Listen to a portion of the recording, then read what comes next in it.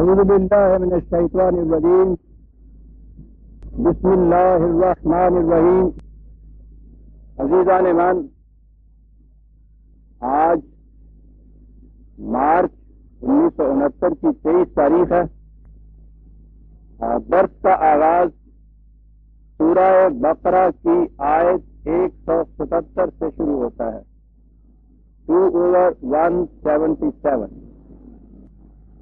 سابقہ آیات میں حرام اور حلال کے متعلق تفصیلات سامنے لائی گئی تھی.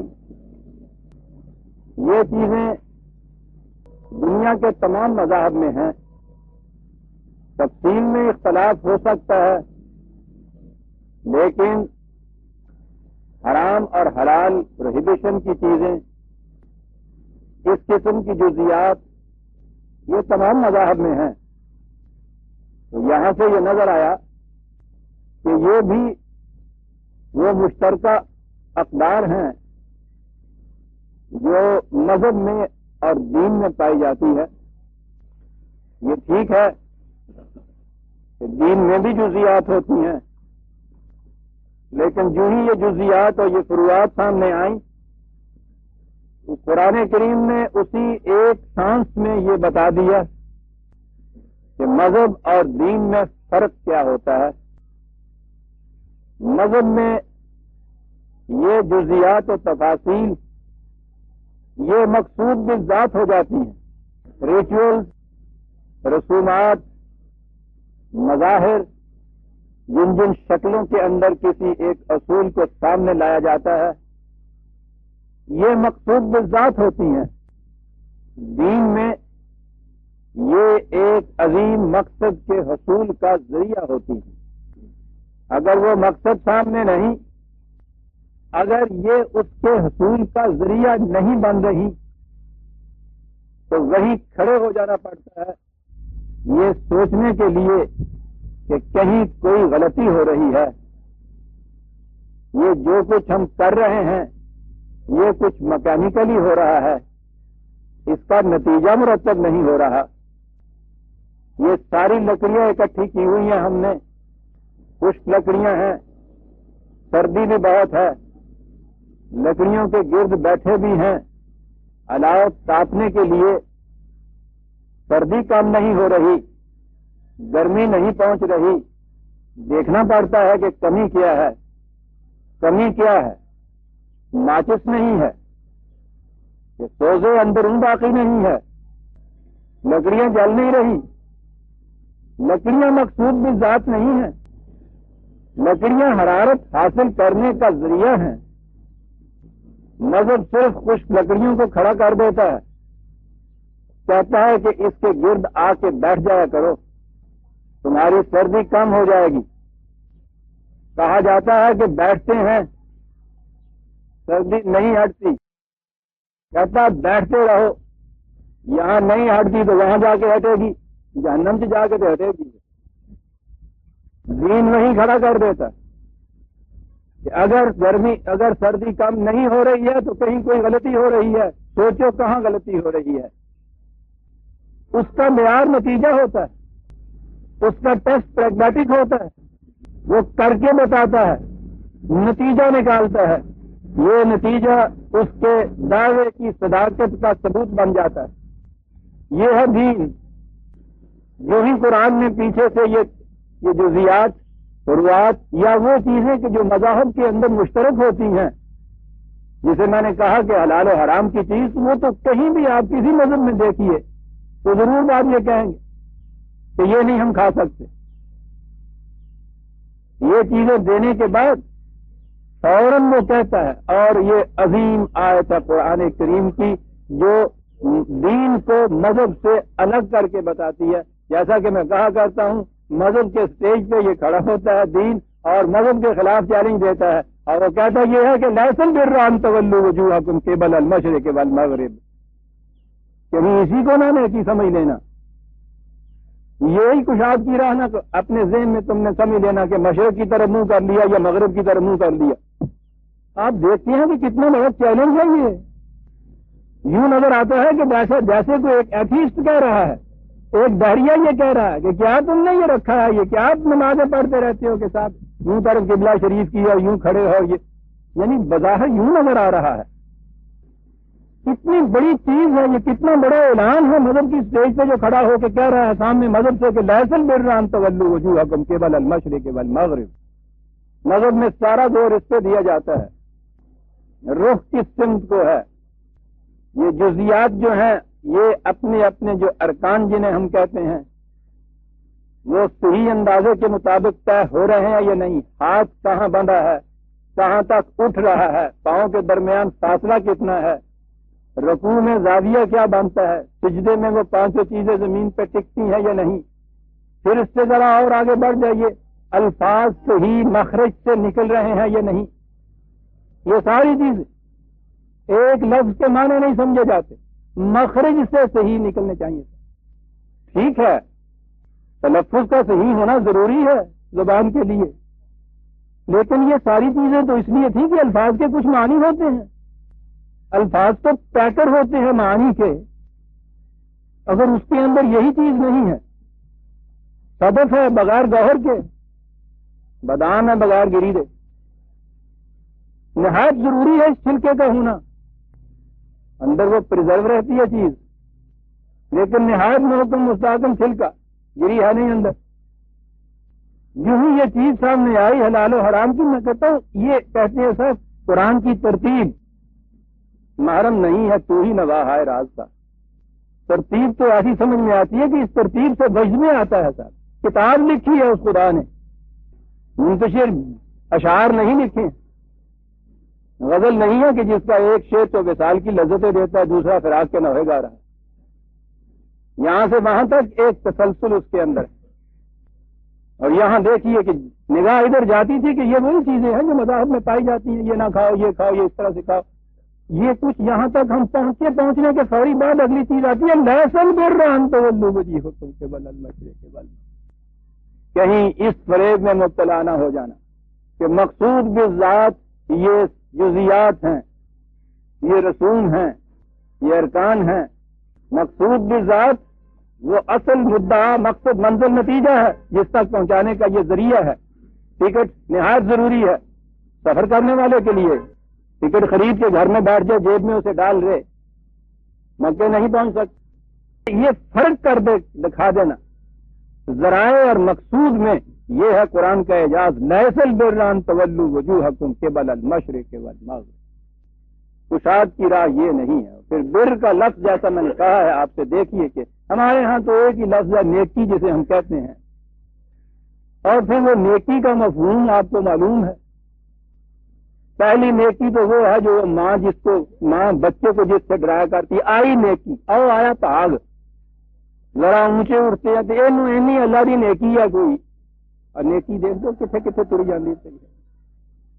اور آگے بڑھ جائیے تو صحیح معنی میں جسے آپ کہتے ہیں بڑا نیک آدمی، اور یہ آپ کو معلوم ہے پھر اس سے تصور کیسا سامنے آتا ہے.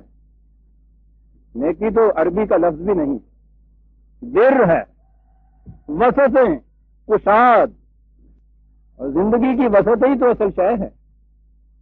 دوسرا لفظ جس کے لیے آپ کے لیے خیر آتا ہے، جیسا میں نے کہا ہے خیر تو وہی ہے جس کا جو مادہ ہے اختیار کا، انسانی اختیارات کی وسط ہے. یہاں بر کہا ہے اس کو.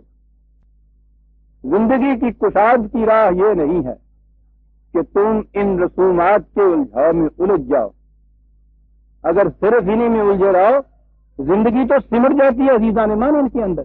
آپ دیکھیں گے جتنے لوگ انہی چیزوں کو مقصود بذات سمجھے ہوئے ہیں، آپ دیکھتے ہیں وہ کتنے تنگ نظر ہوتے ہیں. گھٹن ہوتی ہے ان کے اندر، ضیق ہوتی ہے ان کے اندر، کشاد نہیں ہوتی ظرف کے اندر. ذرا آپ کے پاؤں میں ذرا فاصلہ کم ہو اور اس کے بعد دیکھیے کہ اس مسجد سے اس قسم کی پھر آپ کے خلاف وہ آوازیں اٹھتی ہیں، کفر تک جا کے منتج ہوتی ہیں. کئی نماز پڑھنے والے میرے ذہن میں ہے کہ انہوں نے مسجد میں جانا چھوڑ دیا.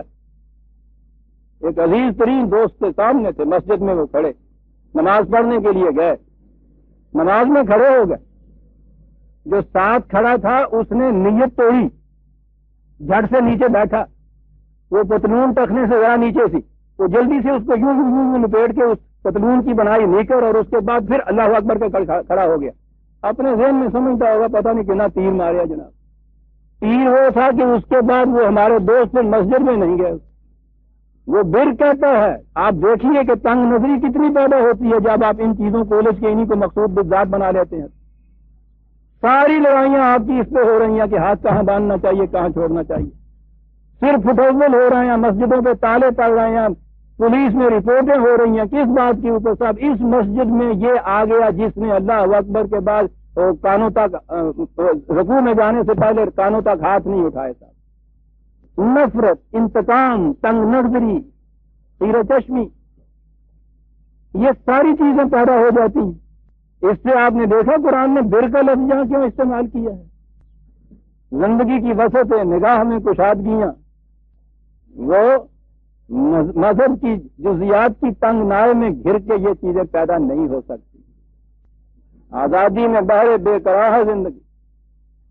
تو زندگی کی وسعتیں چاہتے ہو تو پھر یہ نہ سمجھ لو کہ یہ چیزیں مقصود بالذات ہیں. جیسا میں کہا کرتا ہوں, یہ بھی نہ سمجھ لیجیے کہ ان کی اہمیت نہیں ہے. وہ جو میں ایک مثال دیا کرتا ہوں کہ فوج کے اندر سپاہی کے لیے تو یہ بھی دیکھا جاتا ہے کہ اس کے بوٹ کے تسمے صحیح طریقے کے اوپر بندھے ہوئے ہیں یا نہیں, اس کی پیٹی ٹھیک جگہ لگی ہوئی ہے یا نہیں. ڈسپلن کا یہ قاعدہ ہے. لیکن ڈسپلن تو ایک نظم کے اندر ہے. اس نظم سے باہر ہونے کے بعد جب وہ سپاہی فوج کا سپاہی نہیں, گاؤں میں چلا گیا, ریٹائر ہونے کے بعد وردی بھی گھر میں لے جائے, نہایت ٹھیک طریقے کے اوپر اسی طرح سے وہ بوٹ کے تسمے باندھے, پیٹی بھی وہاں رکھے اپنے, وہ اسی طرح سے استری کی ہوئی وہ پیٹی بھی ہو, وہ وردی بھی ہو. بندوق وہاں نہیں ہے تو چلو ڈنڈا ہی صحیح وہی ہاتھ میں لے لیا, اور اس کے بعد صبح اٹھ کے اللہ صبح گاؤں کی گلی کے اندر لیفٹ رائٹ کرتا ہوا وہ چلا آئے, اور یہ سمجھے کہ وہ جتنا کام فوج کے اندر کرتا تھا وہ سارا پورا ہو گیا ہے. اب دشمن ادھر کا رخ نہیں کر سکتا. لیسل بران تقوم وجہ قبل المشرق والمغرب.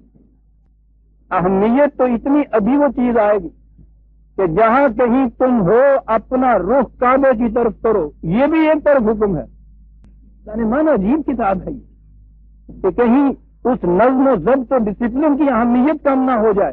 ابھی وہ حکم آتا ہے, کہیں اسی کو مقصود بالذات نہ سمجھ لو. اس کے ساتھ یہ بھی بتا دیا کہ یاد رکھو اتنی سی بات جو ہے یہی بر و تقویٰ کی یہی کشاد, یہی وسط کی راہ نہیں ہے کہ یہ کچھ کرو. اب آگے بات آئی کہ وہ ہے پھر کیا. ٹھیک ہے, حلال و حرام کی تمیز بھی نہایت ضروری ہے. اصل شے کیا ہے؟ اب اس کے بعد دیکھیے وہ چیز آتی ہے. پہلی چیز تو اس کے اندر آتی ہے جسے آپ آئیڈیالوجی کہتے ہیں. قرآن اسے ایمان کہہ کر پکارتا ہے. وَلَٰكِنَّ الْبِرَّ, یہ پوری آیت میں یہ ایک پروگرام دیا گیا ہے. پہلے اس کا حصہ دیکھیے, وہ کہ جسے مکان کی بنیاد کہتے ہیں. قرآن کی روح سے اعمال کی عمارت کی بنیاد ایمان ہے. ہم ایمان کی بات بھی آج نہیں سمجھ سکتے. عام طور پہ اعتراض ہوتے ہیں, میرے پاس تو روز لوگ آتے رہتے ہیں, وہ نوجوان سچے بھی ہیں, کہتے ہیں صاحب ایک شخص خدا کو مانتا ہے, ایک شخص خدا کو تو نہیں مانتا لیکن تمام نیکی کے کام کرتا ہے, خیرات دیتا ہے, لوگوں کی بھلائی کے کام کرتا ہے. وہ دیکھیے گنگا رام نے ہسپتال بنا دیا, فلاں نے یہ کر دیا, تو یہ بتائیے کہ یہ نیکی ہے یا نہیں؟ اچھا جی نیکی ہے تو بتائیے کہ وہ ایمان کہاں آیا پھر اس کے درمیان, وہ ہو یا نہ ہو. ٹھیک ہے, ایمان اگر یہی چیز ہے کہ ایک نے زبان سے کہہ دیا کہ خدا ہے, دوسرے نے کہہ دیا خدا نہیں ہے, اس سے تو کچھ فرق نہیں پڑتا. ان آیات میں آؤں گا تو آپ دیکھیں گے قرآن نے خود کہا ہے کہ ان لوگوں سے پوچھیے زمین و آسمان کو کس نے بنایا, کہیں گے خدا نے بنایا. پوچھیے کہ یہ باہر جتنی یہ قوتیں چل رہی ہیں فطرت کی قوانین کی, یہ کس کی روح سے ہے, وہ کہیں گے خدا کی ہے. یعنی وہ یہاں پر خدا کا اقرار کرتے چلے جاتے ہیں, اور اس کے بعد خدا انہی آیت میں قرآن کہتا ہے کہ ان سے پوچھو کہ پھر خدا پہ ایمان کیوں نہیں لاتے ہو. یعنی وہ جو ہم نے ترجمہ کر لیا ہے نا کہ کہہ دینا کہ خدا ہے, یہ نہیں ہے.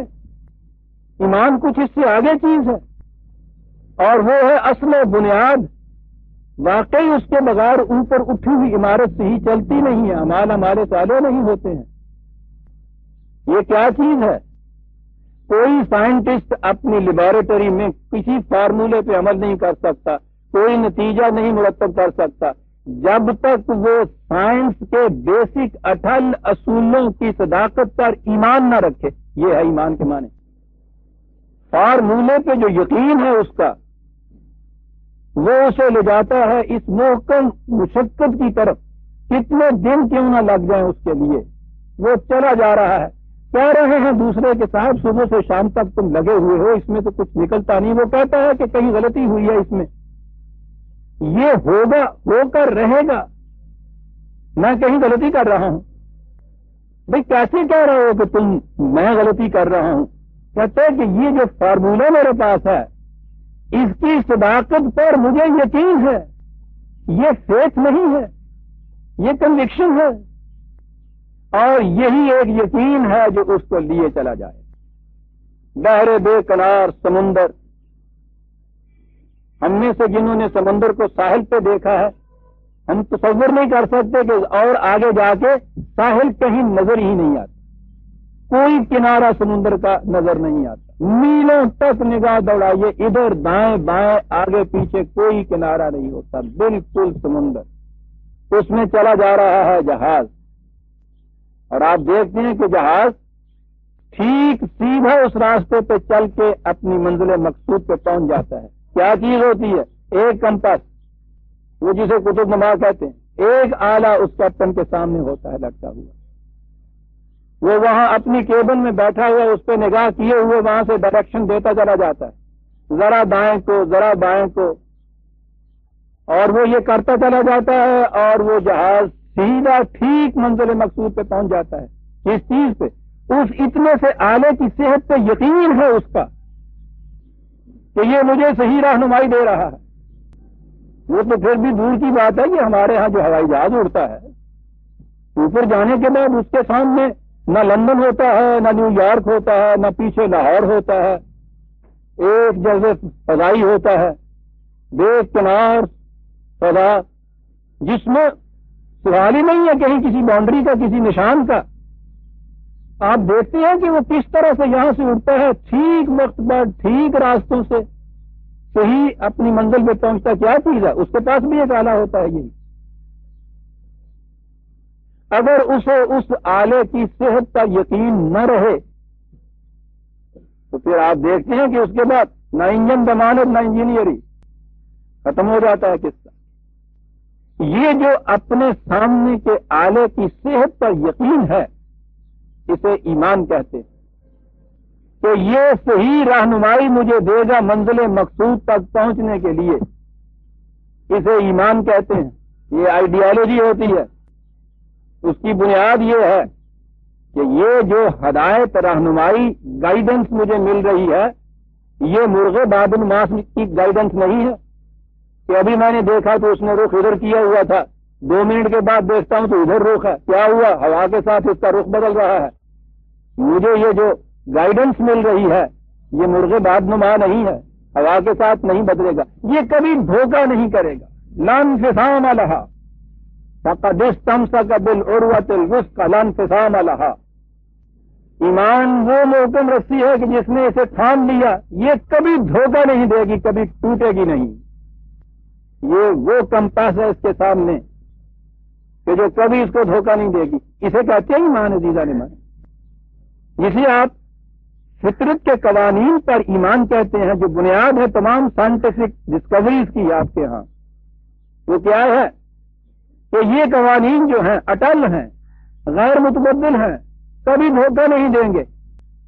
یہ ایمان ہے آپ کا اس بات کے اوپر کہ صبح سوئی گیس کو جب میں نے ماچس دکھائی، اوپر میں نے اس کے دیگچی رکھی، 5 منٹ کے اندر پانی کھولے گا. اس اطمینان سے آپ اس پہ وہ دیگچی رکھ کے اپنے کام میں مصروف ہو جاتے ہیں. ٹھیک 5 منٹ کے بعد دیکھتے ہیں پانی کھول رہا ہوتا ہے. اسے ایمان کہتے ہیں. قانون کے اٹل غیر متبدل یقینی ہونے کی کنوکشن جو ہے وہ ایمان ہوتی ہے. اس کے بغیر کسی عمل کے لیے آپ کا قدم اٹھ ہی نہیں سکتا. اور اگر آپ اٹھائیں گے تو اولائے کا حبت تو معلوم ہوں، کاٹتے جائیے یہ سارا کچھ. انگیٹھی بھی ہو آپ کے ہاں، دیگچی بھی رکھ دیجیے، پانی بھی ڈال دیجیے، یہ سارا کچھ ہو. سوئی گیس نہیں ہے اس کے اندر، لکڑیاں بھی رکھ دی ہیں، ماچس نہیں ہے آپ کے ہاں. یہ ہے، اسے اعمال کہتے ہیں. اب آپ نے دیکھا کہ اس کی اہمیت کتنی ہے اعمال کی. اس کنوکشن کے بغیر تو آپ ایک قدم آگے نہیں اٹھا سکتے. راستے بھولے ہوئے مسافر سے پوچھیے کہ شام کو تکان کے سوا اس کے حصے میں آتا کیا ہے. ہو سکتا ہے کہ وہ صبح کی نسبت شام کو منزل سے دگنا دور ہو. یہ ہے ایمان عزیزان ایمان. خدا کی رہنمائی پر یہ کنوکشن کہ یہ مجھے صحیح منزل تک پہنچا دے گی. جو پروگرام اس نے دیا ہے اس کے مطابق اگر میں کرتا جاؤں گا تو یہ نتیجہ مرتب ہو کر رہے گا. اٹل ہے، لم فسام الہا، یہ دھوکہ نہیں دے سکتا. یہ کنوکشن ایمان کہلاتی ہے. ایمان کیا ہے؟ سب سے بنیادی چیز جسے ہم اللہ کہتے ہیں، اللہ کے قوانین کے اٹل ہونے پر ایمان. ورنہ اگر اتنی سی چیز ہے کہ ایک نے کہا اللہ ہے، دوسرے نے کہا نہیں ہے، تو فرق ہی کچھ نہیں پڑتا. مذہب صرف اتنا منواتا ہے، دین یہ منواتا ہے. خدا کے قوانین کی محکمیت پر کنوکشن، یقین محکم ایسا ہو کے رہے گا جیسا یہ کہہ رہا ہے. اور وہ جب وہ اللہ کہتا ہے تو اس کے معنی یہ ہوتے ہیں کہ انسانوں کے بنائے ہوئے قوانین غیر متبدل نہیں ہو سکتے. وہ اتنی سی چیز ہے، کائنات خدا کی بنائی ہوئی، اس کے قوانین کو پرکھ کے دیکھ لو کتنے غیر متبدل. تمہاری زندگی کے اندر بھی جب اس نے قوانین دی ہے اسی طرح سے وہ محکم اور غیر متبدل ہوں گے. یہ ہے جسے آپ خدا پر ایمان کہتے ہیں. خدا پہ ایمان اس کے معنی ہے اس کی وحی پہ ایمان، اس کی رہنمائی پر ایمان. یعنی صرف خدا پر ایمان جو ہے اور آگے وحی پر ایمان نہیں ہے، دو معنی چیز ہے. وہ ایمان اس کی ضرورت اس لیے ہے کہ وحی پر، گائیڈنس پر، رہنمائی پر ایمان ہو. ورنہ برہم سماجیوں میں جو تو ایک دین نکالا تھا، خدا پر ایمان، خدا کی پوجا پاٹ کر لیجیے. معاملات زندگی کے دنیا میں اچھی اچھی باتیں جہاں کہیں تمہیں ملتی ہیں ان کو لے لیجیے. اب اچھی اچھی باتیں ان لوگوں کے نقطۂ نگاہ سے دیکھیے کہ جو ان کو اچھی سمجھتے ہیں. ذرا پھر اس مجموعے کو اکٹھا کر کے دیکھیے. ٹھگ کا بیٹا جب تک پہلا قتل نہ کر لے اس وقت تک وہ دیوی کے مندر میں جا نہیں سکتا. پہلے قتل کی جو غنیمت، وہ مال غنیمت ہوتا تھا لوٹ کا، اس کا 5واں حصہ لے کے مندر میں اس کو جانا ہوتا تھا. سب سے بڑی نیکی تھی. چل نہیں سکا برہم سماج. اٹل قوانین اس کے معنی ہے وہی کے معنی ہے وہ ذریعہ جس سے اس کے قوانین ہم تک منتشر ہوتے ہیں. اس کے لانے والے وہ طریقہ ہے کہ وہ رسول ان کو کہا جاتا ہے، میسنجر جو اس کے ہیں. ہر انسان کو براہ راست وہی نہیں مل سکتی. طریق یہ ہے، میں بتا چکا ہوا ہوں کیوں یہ ایسا طریق اختیار کیا گیا، اس کو دہرانے کی ضرورت نہیں ہے. بہرحال وہ جن کی وساطت سے وہ قوانین آتے تھے ان کے متعلق کیا ایمان رسول. غور کیجیے آپ ایمان کے اجزاء کتنی اہمیت ہے، کہیں ان کو خدا نہ سمجھ لینا. یعنی رسول رسالت پر ایمان کے معنی یہ ہیں کہ وہ الوہیت کے درجے پہ نہیں ہے، وہ صرف میسنجر ہیں، ڈاکیے ہیں. خدا کا پیغام ہم تک پہنچاتے ہیں. دیکھتے ہیں درمیان میں یہ ساری چیز، یہ تو اس الوہیت کو پاک کرنے کے لیے یہ سارے ایمان دوسرے آتے ہیں. مذہب میں یہی وہ اجزاء باقی جو ہے ان کو خدا بنا لیا جاتا ہے. دین میں صاف بات ہوتی چلی جاتی ہے. ایمان اللہ پر، اس کے معنی یہ ہیں کہ اس کی وحی یا گائیڈنس کے اوپر ایمان. کہاں ملے گی یہ چیز؟ اس کی کتاب میں. کتاب پر ایمان. یہ جنہوں نے آ کے دی ہے تمہیں تو نہیں معلوم، یہ انہوں نے آ کے دی ہے. یہ کیا کہنے لگے؟ یہ پیغامبر، اس کا پیغام پہنچانے والے. مذہب کی دنیا میں یہ جو ملائکہ تھے انہی کو گاڈیسز بنایا تھا. دیوی اور دیوتا، خواہ وہ یونان کے بڑے بڑے فلاسفر تھے یا ہندوؤں کے ہاں کی جہالت، سب نے ان کو یہ جتنے بھی فطرت جسے وہ تکوینی قوتیں کہتے ہیں فطرت کی، انہیں دیوی دیوتا بنایا ہوا تھا. قرآن ان باطل عقائد کی نفی کرتا چلا جاتا ہے. ملائکہ فطرت کی قوتیں آدمی کے سامنے سے پر بسجود. عالم امر سے متعلق خدا کے پروگرام کو تکمیل تک پہنچانے کے ذرائع بس اس سے زیادہ نہیں ہے. ایمان صرف اسی چیز کے اوپر رہ جاتا ہے جسے آپ وحی یا خدا کی گائیڈنس کہتے ہیں. خدا پر ایمان صرف گائیڈنس کے لیے کہ اس نے اٹل قوانین دیے ہوئے ہیں. یہی ہے تعلق انسان کا اور خدا. کتاب کے اندر محفوظ کتاب کو لانے والا پیغام پر باقی رہی یہ قوتیں جو اتنی بڑی بڑی محیط نظر آتی ہیں. خدا کے پروگرام کو بروئے کار لانے کے لیے خدا کی پیدا کردہ ہوا قوتیں. اور اگلی چیز، پہلی چیز قانون، اس کے بعد آخرت کے معنی اس کا نتیجہ، قانون کے نتیجے پر یقین، یہ ہے ماحصل سارا اس یقین کا، اس ایمان کا، یہ قانون، اس کا یہ نتیجہ نکل کے رہے گا، اسے آخرت کہتے۔ ہر عمل ایک متعین نتیجہ پیدا کر کے رہے گا، یہ ہے عزیزان من ایمان۔ اب سوچئے کہ اس کے بغیر عمل کی کوئی عمارت بھی استوار ہو سکتی؟ میں کہتا ہوں عمل کے لیے تیار ہی نہیں ہو سکتا انسان۔ اور پھر ایمان اگر غلط چیزوں کے اوپر ہے، کوشش کرتے چلے جائیے، ضائع ہو جائیں گے۔ ایمان صحیح قانون کے اوپر ہے، اتنی کوشش بلکہ اس سے بھی کم کوشش صحیح نتائج پیدا کر دے گی۔ یہ نتائج جو ہیں ان کو آخرت کہتے ہیں، آخر میں آنے والی چیز۔ یہ سارا عمل جو آپ کے ہاں کا ہوتا ہے وہ کہاں جا کے ختم ہوتا ہے؟ منتج کہاں ہوتا ہے؟ نتیجے پر۔ یہ آخری نتیجہ جو ہے اس عمل کا، اس پہ یقین، آخرت پر ایمان۔ اب یہ جو چیز ہے کہ وہ آخر نتیجہ کہاں نکلتا ہے، اس طبعی زندگی میں، اس دنیا کی زندگی میں نکلا تو اس کے بعد آگے چل کے نکلا تو زندگی مسلسل چلتی ہے، آخرت میں یہ چیز بھی آئی۔ آخرت تو آپ نے انجام کار عمل کے نتیجے کا نام لینا ہے، اس وقت وہ نکلتا ہے اس کا سوال ہی نہیں۔ یہ ہے آئیڈیالوجی، یہ ہے ایمان عزیزان من۔ اب سوچئے کہ عملی زندگی میں اس ایمان کی ضرورت پڑتی ہے یا نہیں؟ آپ ضرورت پڑتی کیا ہے؟ میں کہتا ہوں اس کے بغیر آپ ایک قدم نہیں اٹھا سکتے، چل ہی نہیں سکتے۔ اور اگر غلط قانون اور غلط ذریعے پہ ایمان ہو جائے، کمپاس آپ کی غلط ہو، اسے لے کے آپ اڑ جائیں، پھر اس کا نتیجہ سامنے ہے، وہ بھی آخرت۔ صحیح رہنمائی جو ہے اس کا نتیجہ آپ کے سامنے ہے، وہ بھی آخرت۔ غلط کمپاس کے ساتھ اڑنے کا آخری نتیجہ جہنم، صحیح کے ساتھ اڑنے کا آخری نتیجہ جنت۔ اب دیکھتے ہیں کس کو تو بات صاف واضح ہے، اس میں کسی منطقی آنا، منہ شگافیوں کی ضرورت ہی نہیں پڑتی۔ عملی زندگی میں روز ہم یہ دیکھتے ہیں، ایمان کے بغیر آپ چل نہیں سکتے ایک قدم بھی۔ پھر ایمان غلط چیز پہ، ایمان صحیح چیز۔ یہ تو ہے جی وہ آئیڈیالوجی ایمان۔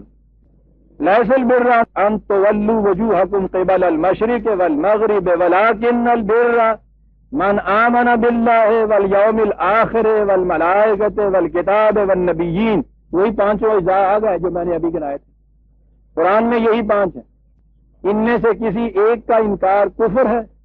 ان پر اس طرح ایمان جو میں نے عرض کیا، یوں ہی نہیں کہ جی مانتے ہیں، ہم خدا کو بھی مانتے ہیں، رسولوں کو بھی مانتے ہیں، نہ، قرآن کہتا یہ بات نہیں۔ فَإِنْ آمَنُوا مِثْلَ مَا آمَنْتُمْ بِهِ فَقَدِ اهْتَدَوْا۔ اگر یہ خدا کو ماننے والے اس طرح خدا کو مانے جیسا ہم نے اس قرآن میں کہا ہے اور تم جیسا مانتے ہو، پھر سمجھو کہ وہ ایمان والے ہیں۔ ورنہ چند داڑھیوں کو چھوڑ کے ایمان تو ساری دنیا خدا پہ کہہ رہی ہے۔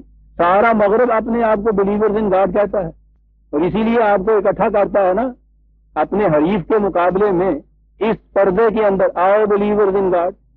وہ اچھے بلیورز ان، قرآن مانتا نہیں ہے بلیورز ان گاڈ، ان کو دھوکہ ہے یہ۔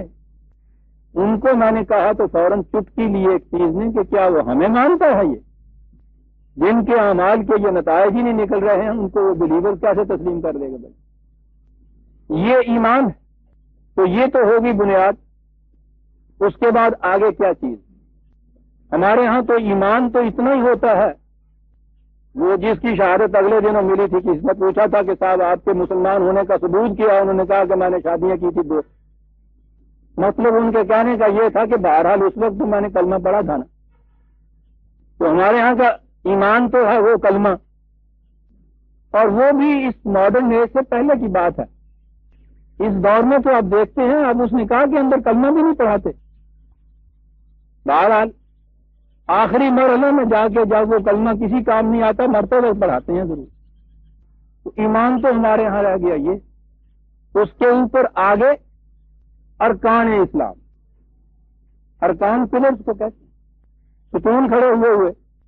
اب آپ سوچ لیجئے، فرض کر لیجئے بنیاد بھی ٹھیک تھی اور اس کے اوپر آپ نے کھڑے کر دیے پلر، تو پھر عمارت بن گئی، بارش سے بھی آپ کو حفاظت مل گئی، گرمی سردی سے بھی مل گئی، چوروں سے بھی آپ محفوظ ہو گئے۔ کیوں کہ جی پان تھا مجھے کھڑے کر دیتے میں۔ یہ ارکان کھڑے کرنے تھے اوپر کوئی عمارت بنانے کے لیے، چھت ڈالنے کے لیے، تو چھت وت کچھ نہیں۔ یہاں نہ بنیاد ہے اس کی جسے ایمان آپ کہتے ہیں، اس کا پتہ نہیں کہ یہ ہے کیا بات جو ایمان کہتے ہیں، اس کے اوپر جو آپ کھڑے کرتے ہیں وہ صرف رکن ارکان کھڑے کرتے ہیں ادھر نہ عزیزم، لیس البر، یہ محض رسول کی پابندیاں، ریچولز کی پابندیاں، کوئی کشاد کی راہ نہیں۔ پہلی چیز کاٹ کے رکھ، کشاد کی راہ یہ بنیاد محکم خدا کے قوانین کی محکمیت پر یقین کامل کنوکشن کی طرح کہ اس کے مطابق میں نے یہ کچھ کیا تو یہ نتیجہ مرتب ہو کر رہے گا، یہ ہو گئی بنیاد۔ اب آگے آئی بات عمل کی، بر ہوتا کیا ہے؟ یہاں تک صرف یہ چیز ہے، بنیاد رکھی گئی ہے، کیا ہوتا ہے؟ آت المال علی حبہ، بڑا ٹیسٹ، بر اس کے لیے ہے، کشاد اس کے لیے ہے جو مال کی اس قدر کشش کے باوجود اسے دے دیتا ہے۔ آپ کہیں گے اس کے لیے اتنے بڑے پہلے وہ جو بنیاد بنائی گئی، ایمان بنایا گیا، یہ اس کی ضرورت کیا ہے؟ اس کی ضرورت سمجھ میں ابھی آ جاتی ہے۔ مال لے لینا، اپنے پاس جمع کر لینا، حاصل کر لینا، جیب میں رکھ لینا، گھر میں رکھ لینا، اس کا نتیجہ تو آپ کو پتا ہے نا، ہر شخص جانتا ہے کتنا روپیہ میرے پاس ہے، اس سے میں مکان بنا لوں گا، زمین خرید لوں گا، موٹر آ جائے گی، یہ کچھ لوں گا، وہ یہ معلوم ہے نا آپ کو۔ مال کے لینے کے نتائج کا تو آپ کو پتا ہے، مال کے دے دینے کے نتائج کیا ہے اس کا کیا پتا ہے آپ؟ وہ تو کسی سے پوچھیے کہ وہ کہے گا کہ صاحب یہ تو بیوقوفی ہے۔ مال لے لینے کے بعد کیا حاصل ہوگا، اس کے لیے نہ وحی کی ضرورت ہے، نہ کسی رسول کے بتانے کی ضرورت ہے، نہ کتاب پر ایمان کی ضرورت ہے، نہ خدا پر ایمان کی ضرورت ہے۔ ہر شخص جانتا ہے جس کی مٹھی میں پیسہ آ جاتا ہے کہ اس پیسے سے کیا کرنا ہے۔ یہاں خدا کی ضرورت نہیں پڑتی، یہاں ایمان کی ضرورت نہیں پڑتی، یہاں آگے پڑتی ہے کہ جہاں آپ نے جو اپنے پاس ہے دوسرے کو دیا، سارے دنیا کیا کی پاگل ہو گیا۔ یہاں ضرورت پڑتی ہے اس بات کی کہ لے لینے کے نتائج تو میں بھی جانتا تھا، سب جانتے تھے، دے دینے سے کیا نتیجہ مرتب ہوتا ہے یہ صرف خدا کی رہنمائی بتا سکتی ہے۔ اس نے یہ چیز بتا دی کہ یاد رکھیے وَيُؤْتِ الْمَالَ لِتَزَكَّىٰ، مال لے لینے سے تمہارے جسم کی پرورش ہو جاتی ہے، تم بھی جانتے ہو، بچہ بھی جانتا ہے، دیوانہ بھی جانتا ہے اس چیز۔ مال دے دینے سے تمہاری ذات کی نشو و نما ہوتی ہے، اسے تم نہیں سمجھ سکتے تھے جب تک ہم نہ بتاتے تم۔ پڑ گئی ضرورت وہی کی عزیزان من۔ روٹی کھا لینے سے کیا ہوتا ہے ڈاکٹر بتا دے گا، مشینیں بتا دیں گی، سائنٹسٹ بتا دے گا، جسم کا نتیجہ بتا دے گا۔ نہ خدا کو ماننے کی ضرورت ہے، نہ کسی رسول پہ ایمان لانے کی ضرورت ہے۔ اس کے دے دینے سے کیا ہوا، ساری دنیا کہے گی مال ہاتھ سے جاتا رہا، لیکن اس کے بعد کچھ ملا مجھے، سائنٹسٹ نہیں بتا سکتا، ڈاکٹر نہیں بتا سکتا، آپ کا جسم نہیں بتا سکتا، کبھی قوانین نہیں بتا سکتے۔ دینے سے کیا ملا، اس کے لیے یہ وہی قانون بتا سکتا تھا کہ جو جسم سے ماورا کسی چیز سے متعلق ہو اسے انسان کی ذات کہا جاتا ہے، جس میں جسم کے ڈس انٹیگریٹ ہونے کے بعد بھی آگے چلنا ہے اور باقی رہنا ہے۔ معلوم ہوا ایمان کی ضرورت کیا ہے۔ یہ خالی خدا کو مان لینے والا کہ ہاں عرش پہ بیٹھا ہوا ہے، اس میں تو یہ بات نہیں آتی۔ خدا کے اس قانون پر ایمان کہ لے لینے سے تو ذرا وقتی فائدہ ہوتا ہے، تبھی فائدہ ہے، کتنا زیادہ سے زیادہ اٹھا لو گے فائدہ، کتنے دن تک کے لیے، لیکن دے دینے سے اس کے وہ شے کہ جو موت سے بھی نہیں مرتی اور آگے چلتی ہے، اس سے اس کی پرورش ہو جائے گی۔ یہ ہے ایمان عزیزان من۔ اس لیے پہلے یہ بات کہی، اس ایمان کے بعد، ورنہ باقی دنیا میں خدا کا نام ماننے والے بھی کہتے ہیں خراب دے دیتا ہے، یہ کچھ کر دیتا ہے۔ اس نے پہلے بنیاد بنانے کے بعد یہ کہا وَآتَ الْمَالَ عَلَى حُبِّهِ، دیتا ہے وہ عَلَى حُبِّهِ۔ یہ بڑی عجیب چیز کہ اس گائیڈ، اس رہنمائی جو ہے اس کو بیچ میں سے چھوڑ دیجئے۔ دنیا کا ہر قاعدہ قانون، ہر ناصح مشفق یہی بتائے گا مال کی بڑی کشش ہے، اور ہر شخص جانتا ہے۔ صاحب پاگل جو ہے وہ بھی اپنے ہاتھ میں پیسہ لے کے نہیں چھوڑتا، اس کی تو علی حبہ ہی کیا بات کہی ہے کہ یہ جو حب ہے اس کی کشش ہے، اس کے لیے تمہیں کسی آسمانی رہنمائی کی ضرورت نہیں تھی، یہ تو تم جانتے ہو، سب جانتے ہیں، بچہ جانتا ہے جس کے ہاتھ میں پیسہ مل جائے کہ پیسہ ملنے سے کیا ہوتا ہے، ٹافی ملتی ہے، غبارہ ملتا ہے، بچہ جانتا ہے۔ نہ خدا پہ ایمان کی ضرورت تھی، نہ وحی پہ ایمان کی ضرورت، اللہ حب ہی، اس کی کشش جو ہے وہ تم خود جانتے ہو، ہر انسان جانتا ہے، اس کی کشش کے علی رغم اس کو دوسرے کو دے دینا جو ہے، یہ کوئی اور قانون تبھی نہیں بتا سکتا کہ اس سے کیا ملتا ہے، اس کے لیے خدا کی وحی پر ایمان کی ضرورت ہے۔ اللہ حب ہی، یہی وہ چیز ہے۔ قرآن سارا آپ دیکھیں گے انفاق انفاق انفاق، تبھی قوانین آپ کے ہاں کے جمع جمع جمع، سمیٹنا، لیتے چلے جانا۔ قرآن نے کہا ہے کہ ان کی روش زندگی جمع مال و عدہ، جمع کرتا ہے اور پھر روز بینک بیلنس دیکھتا ہے کتنا ہو گیا، جمع کا اوہ تھیلی میں ڈالتا ہے اور اوپر کس کے باندھتا ہے اس کو۔ یہ کسی وحی کی ضرورت نہیں اس کے لیے، اللہ حب ہی، ٹھیک ہے۔ اور اس کے برعکس قرآن لفظ استعمال کرتا ہے اس اوہ کے، یہ تو ہے نا، نیچے سے تو وہ تھیلی پہلے ہی وہ تلی ہوئی ہوتی ہے، بندھی ہوئی ہوتی ہے، جو ڈالیں اس میں سے نکلتا نہیں، اوپر سے ایک منہ ہوتا ہے، اس کو منہ کو ڈالنے کے لیے کھولا جاتا ہے، پھر باندھ دیا جاتا ہے۔ اور اس نے اس کے لیے لفظ انفاق استعمال کیا سارے قرآن میں، جس کا ترجمہ ہم خرچ کرنا کہتے ہیں، یہ خرچ کرنا نہیں ہوتا، نفع کا کہتے ہیں اس قسم کی تھیلی کو، بندنی کو، کہ جس کے دونوں سرے کھلے ہوں، ادھر سے ڈالتے جائیے ادھر سے نکلتا چلا جائے۔ یہ جمع ہونے کی چیز نہیں ہے۔ دولت کے تو لفظی معنی ہے گردش میں رہنے والی چیز، جو ہی اس کی گردش رکی دولت نہیں رہتی ہو۔ البتہ اس نے اس کی گردش کے لیے ایک قانون دے دیا، پہلا دولتن بین الاغنیاء منکم، گردش تو کرے لیکن اوپر کے طرف میں نہ گردش کرتی رہے۔ یہ تو سوال دوسرا آ گیا۔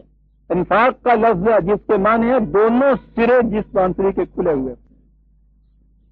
اب یہاں جمع و اوہ نہیں ہے، جمع و عددہ نہیں ہے، حاصل کرنا نہایت ضروری تاکہ یہ دوسروں کی ضروریات کے لیے آگے کھلے راستے چلتی رہے۔ آت المال علی حب، اسی لیے دوسری جگہ کہا 3/91 لن تنالوا البر حتی تنفقوا مما تحبون، وہی الفاظ، وہی بر ہے یہاں بھی۔ نہیں پہنچ سکتے تم کشاد کو، زندگی کی وسعتوں کو نہیں حاصل کر سکتے، لن تنالوا البر، تا وقت کہ تم وہ چیزیں جن کی سب سے زیادہ کشش ہے تمہارے اندر اس مال کی، مما تحبون، یہاں لفظ تم سے تو آیا ہے، اسے ایسے نہ تعوق دے کہ اسے اس طرح نہ حاصل کرو کہ ادھر سے حاصل کرو اور ادھر سے راستہ کھلا رکھو ضرورت کے لیے دوسروں کی چلتا رہے۔ اس کے بغیر بر حاصل نہیں ہو سکتا۔ نیکی اگر ترجمہ کرتے ہو تو پھر نیکی مل نہیں سکتی اس کے بغیر عزیزان مان۔ اب اس کے بعد پھر نظام ہے علی حب ہی ذوی القربى۔ اب یہ جو چیز آئی ہے یہ نظم و نسق کے لیے ہے کہ اگر یہ چیز تم نے، جب تک یہ نظام پورا نہیں آ جاتا کہ جس میں تمام افراد کی ذمہ داری پرورش کی، صلاحیتوں کی نشو و نما کی آپ کے نظام کے ماتحت ہو جاتی ہے، اجتماعی نظم و نسق کے تابع ہوتی ہے، اس وقت تک کے لیے یہ حکام یہ ہیں انفرادی طور پر اس کو شروع کر دو۔ ذوی القربى، یوں تو معنی اس کے ہوتے ہیں رشتہ دار، لیکن لفظوں کو دیکھیے تو اس کے معنی اطلاع کرو اپنے ارد گرد، اپنے گھر کی دیوار دائیں اور بائیں کی یوں صبح اٹھ کے گرا دیجئے، ادھر اور ادھر کے 3 گھر ایک گھر بن گیا نا، یہ ہو گئے ذوی القربى کے اندر آ گئے۔ یہ نظم و نسق کے لیے ہے، انفرادی طور پر یوں اس کو شروع کیا، پھر اس کے بعد آگے نگاہ دوڑائی۔ والیتامی، معاشرے میں جو تنہا رہ گئے، یہاں ذوی القربى ہے کہ وہ تمہارے قریب ہیں، یہ تنہا نہیں ہے۔ پھر وہ آگے دیکھو کہ جس کے قرب بھی کوئی نہیں ہے اس کے قریبی بن جاؤ، یتیم نہ رہے۔ والمساکین، کل تک کام کاج کرتا تھا، ایک حادثہ گزرا، اس کی حرکت مبدل بسکون ہو گئی، ساکن ہو گئی، رک گئی چلتی ہوئی گاڑی اس کی، اٹھو ایک دھکا دے دو اس کو بھی، بیٹری کام نہیں کر رہی، ذرا سا دھکے دینے کی ضرورت ہے، تھوڑا سا پش کر دو گے چل پڑے گی گاڑی. یہ ہے مسکین کے لیے یہ کر دو. وابن السبیل کہاں تک جاتا ہے قرآن؟ دنیا جب یہ کہا کہ یہ اپنے ارد گرد اپنے یہ، تو نظر آیا کہ یہ بھی ایک گروہ بندی ہے. یہیں تک ہے یہ جو کچھ کہہ رہا ہے کہ جو اپنے ہیں تمہارے انہیں تک یہ چیز کرو، بات نہیں. تمہارے ہاں سے جو گزرنے والا ہے اس کو بھی دیکھو، اس کو اگر ضرورت ہے اس کو بھی لو. اب مسافر کے مقابلے میں ابن سبیل تو وہ کہتے ہی اس مسافر کو تھو جس کی کوئی ضرورت رک جائے اور وہ آ جائے تمہارے پاس. اپنے اور بیگانے اس میں سارے آ گئے. یہ بھی قریبی ہو گیا تمہارا جو راستے گزرتے ہوئے تمہارے ہاں سے گزر کے چلا گیا ہے. والسائلین کام کر رہا ہے، محنت کر رہا ہے، اس محنت کے محاصل سے ضرورت پوری نہیں ہوتی، کمی رہ جاتی ہے، اسے سائل کہتے ہیں. اس معاشرے میں تو اس سے تو کسی کو واسطہ نہیں ہے کہ اس کی ضرورت اتنے میں پوری ہوتی ہے یا نہیں جتنا ملتا ہے. یہاں تو یہ ہے نا کہ صاحب وہ ٹھیک ہے 3 روپے روز مقرر کیے، بڑے سے بڑا جو اپنے آپ کو آجر جو ہے وہ عادل کہتا ہے وہ یہ ہے کہ صاحب میں تو شام کو اس کا پسینہ خشک ہونے سے پہلے اس کی مزدوری دے دیتا ہوں. بھائی یہ بات ٹھیک ہے، 3 روپے مقرر کیے تھے، 3 روپے شام کو دیے، اس 3 روپے میں اس کے بچوں کے لیے آٹا آ سکتا ہے یا نہیں؟ وہ کہتا صاحب یہ تو میرا کام نہیں، یہ اس کا کام نہیں، یہ اس معاشرے میں کسی کا بھی کام نہیں کہ وہ یہ دیکھے. مبنی بر انصاف معاشرہ اسے کہا جاتا ہے جس میں یہ ویجز اس کو ملتی رہیں. ایک تو وہ ہے نا کہ دھاندلی سے یہی نہیں دیتے، ہوتا رہ رہا ہے مزدور. اچھا معاشرہ وہ گنا جاتا ہے جس میں یہ اچھا فرد وہ گنا جاتا ہے کہ صبح کو اس کے ساتھ بات طے کرے، شام کو یہ دے دے. اچھا معاشرہ وہ جس میں یہ کچھ جو ہے مل جائے. یہ جو دیا جاتا ہے اس سے اس کی ضروریات پوری ہو رہی ہیں یا نہیں؟ آج کے کسی معاشرے نے یہ بات اپنے ذمے نہیں لی. یہ قرآن نے پہلے بات یہ بات بتائی. یہ سائل کے معنی ہمارے ہاں تو بیکاری ہو گیا ہے نا، سوال کرنے والا. یہ بنیادی معنی اس کے نہیں ہے. اس کے معنی ہے کہ جس کی ضرورت پوری نہ ہوتی رہو، احتیاج باقی رہ جائے. جس نے بیر حاصل کرنی ہے اس کا فریضہ یہ ہو جاتا ہے یہ دیکھے کہ جو میں نے اس سے مقرر کیا تھا وہ میں نے دیا. قرآن نے کہا ہے کہ تمہارے اوپر ان اللہ یامرکم بالعدل، ایک تو یہ ہے عدل، یہ کر دیا تم نے، مقرر کیا وہ دے دیا. کہا اس کے بعد یہ دیکھنے کی بات ہے کہ اس سے کوئی کمی تو نہیں رہتی. عدل والاحسان، کمی پوری کرو. عدل کے بعد جو سائل رہ جاتا ہے، ضرورت اس کی ابھی باقی رہ جاتی ہے، یہ بھی فریضہ ہے معاشرے کا کہ پورا کرے انسان. سائلین و پھر رقاؤ، کیا بات ہے. بنیادی چیز ہے انسانیت کی آزادی. یہ ہے بنیاد آپ کے دین، شرف انسانیت کا احترام. اب یہ ضروریات طبی جو تھی یہ تو پوری ہوئی، لیکن اس کے بعد نگاہ اٹھا کے دیکھو کہ کوئی اس حالت میں تو نہیں ہے کہ دوسرا شخص اس کی احتیاج سے فائدہ اٹھا کے اس کو محکوم اپنا بنائے ہوئے ہے. جہاں جہاں یہ صورت ہے تمہارے اوپر فریضہ ہے کہ اپنا مال اس مقصد کے لیے حاصل کرو، تو اس کی گردن کو آزاد کرا لو اس کی محتاجی سے.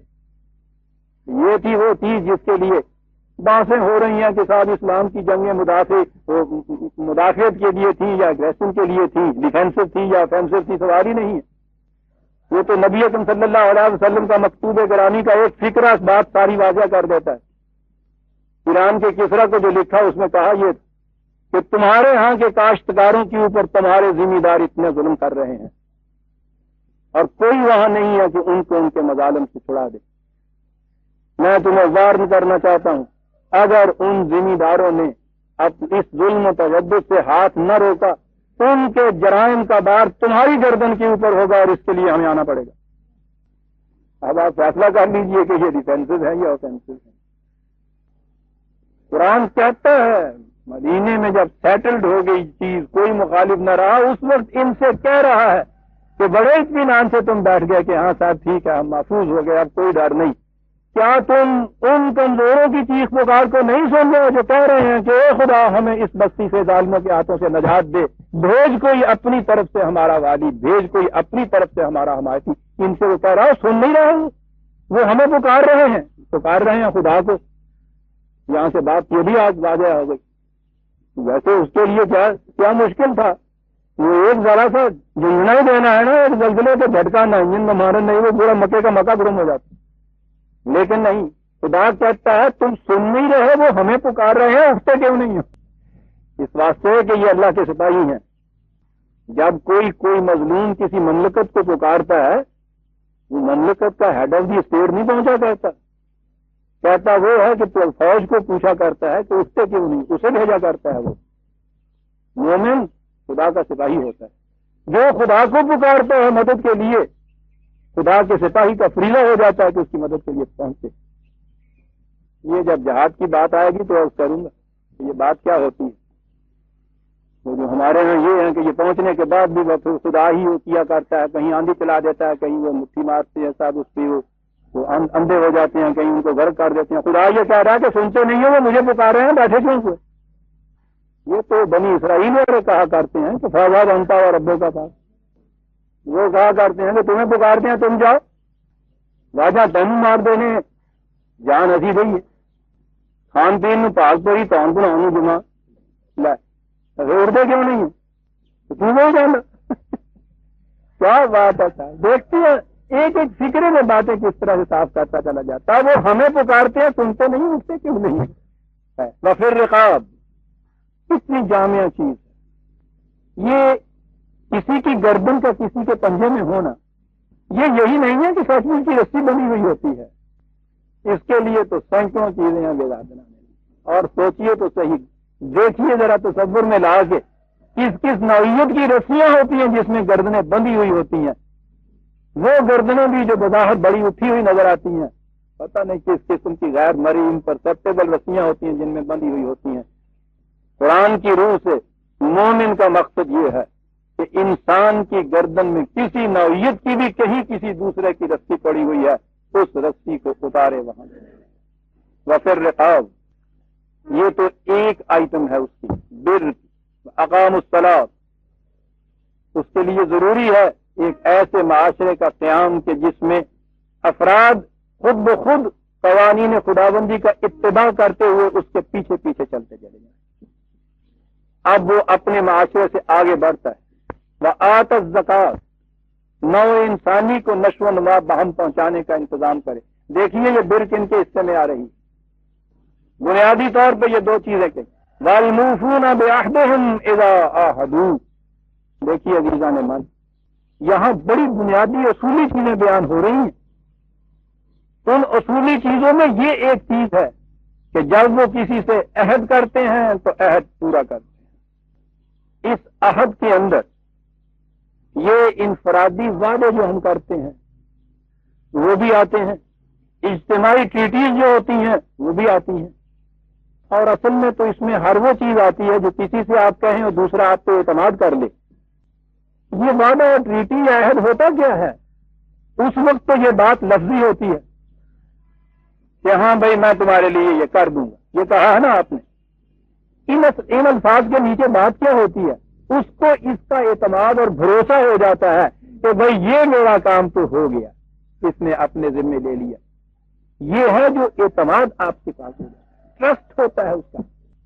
اور اگر یہ پورا نہیں ہوتا پھر آپ دیکھتے ہیں کہ اس کے بعد دھچکا کیا لگتا ہے۔ اسی لیے اس کو یہ جو اس انداز کا عہد دینا ہے اسے امانت کہا جاتا ہے، اور امانت تو امن سے ہے۔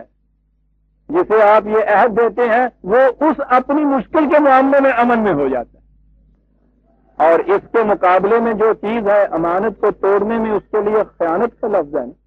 تو پتہ ہے کہ عرب کہاں یوز کرتے تھے؟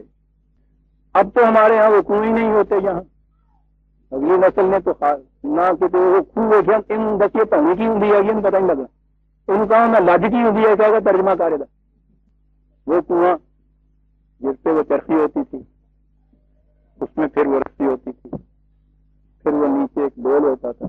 ترجمے کرنا پہ نہیں تو دھوکا کہاں پھر گا کہ کی ہوں دھوکا ہوں کہ بھرا ہوا ڈول یا وہ دھوکا پانی کا، اوپر سے آپ اسے کھینچ رہے ہیں، زمین کی کشش اسے نیچے لے جا رہی ہے، آپ اس پہ زور دے کے اوپر لا رہے ہیں، ایک کشمکش ہو رہی ہے۔ یہ سارا جو کچھ آپ کر رہے ہیں اس چیز کا بھروسہ ہے، اس رسی کے مضبوط ہونے کا بھروسہ ہے سارا، لیے چلے آ رہے ہیں آپ، اس امن میں ہے کہ بس 2-4 ہاتھ ہے ابھی، اور اس کے بعد یہ پانی کا بھرا ہوا ڈول میرے ہاتھ پہ آیا۔ کس قدر یقین ہوتا ہے، کس قدر ٹرسٹ ہوتا ہے اس کے اوپر۔ اور اگر عین درمیان میں آ کے بھرا ہوا ڈول جو ہے اور آپ اطمینان سے کھینچ رہے ہیں، درمیان میں سے وہ اگر ٹوٹ جائے تو بتاؤ کا تو یہ اوپر والا جو ہے یہ کنویں میں گر جاتا ہے۔ اس طرح سے تناؤ میں جو رسی ہو اور نیچے سے ڈول آ رہا ہو، درمیان میں آ کے جو یوں ٹوٹے عرب، اس کو خیانت کہتے ہیں، جسے آپ وعدہ دیتے ہیں، عہد دیتے ہیں، اور جب اس عہد کو آپ توڑتے ہیں تو پھر اس طرح نہ جڑی تول والی رسی ہے نا، خود اتنے کھلوتے ہوئے جی ٹوٹتی ہے۔ آپ نے دیکھا کہ اس عہد کی اہمیت کتنی ہے، قرآن کہاں لایا ہے؟ اقام الصلاۃ آتوا الزکوٰۃ کے اندر والموفون بعہدہم اذا عاہدوا، دار و مدار ہی میوچل ٹرسٹ پہ چلتا ہے عزیزان۔ یہ جسے آپ لا قانونیت کہتے ہیں، ہوتا کیا ہے؟ میوچل ٹرسٹ اٹھ جاتا ہے۔ امن کے معنی کیا ہے؟ آپ نے ہاتھ اطمینان سے یہاں سے نکلتے ہیں، چلے جاتے ہیں، ادھر ادھر دائیں بائیں آپ کے انسان پھر رہے ہوتے ہیں، آپ کو کسی کی طرف سے کوئی خدشہ، کوئی خوف، کوئی بے اطمینانی نہیں ہوتی۔ بڑے میلے میں ہزاروں نامانوس آدمی، اجنبی لوگ جن کے اندر آپ پھر رہے ہیں، سوریہ نارکلی میں سے گزر جاتے ہیں، راتوں کی تنہائیوں میں آپ چلے جاتے ہیں، یہ سارا کچھ ہوتا ہے۔ کیا ہوتا ہے؟